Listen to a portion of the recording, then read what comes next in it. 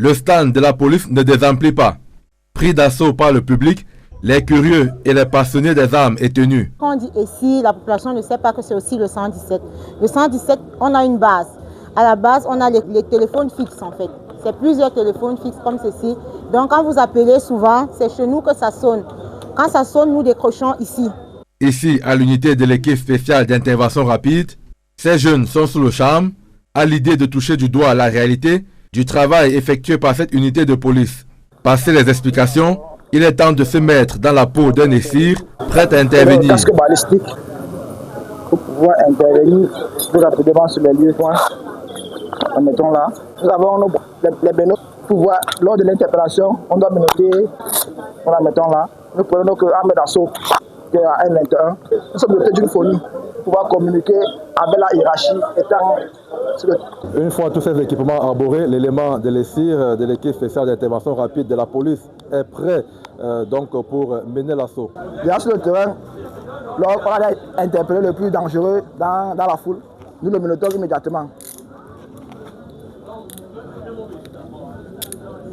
Nous ne pouvons que les encourager parce que le travail qu'ils font, qu'elle fait, n'est pas facile et ça demande beaucoup d'actes et beaucoup de courage également. Les journées portes ouvertes de Douala ont ainsi donné l'occasion aux populations de la métropole économique de communier avec nos forces de défense et de sécurité. On peut définir la police judiciaire comme étant l'ensemble des forces de maintien de l'ordre, police, gendarmerie, qui sont chargées de constater les infractions, rassembler les preuves, rechercher les auteurs et complices, sous le contrôle de monsieur le procureur public auquel ils sont directement rattachés. Et pour cela, usuellement et pratiquement, nous utilisons le code de procédure pénale, le code pénal, les codes civils et autres lois en matière répressive en vigueur dans notre pays. À l'instar du groupement mobile d'intervention numéro 2, dont les missions sur le terrain ne sont pas très souvent comprises en raison de l'utilisation d'armes dont les effets sont ignorés par le grand public. Ce sont des fusils lanceurs des balles de défense. Ce sont des armes non létales. Donc ça c'est une arme non létale. C'est également. Ça ne prend aucune balle réelle.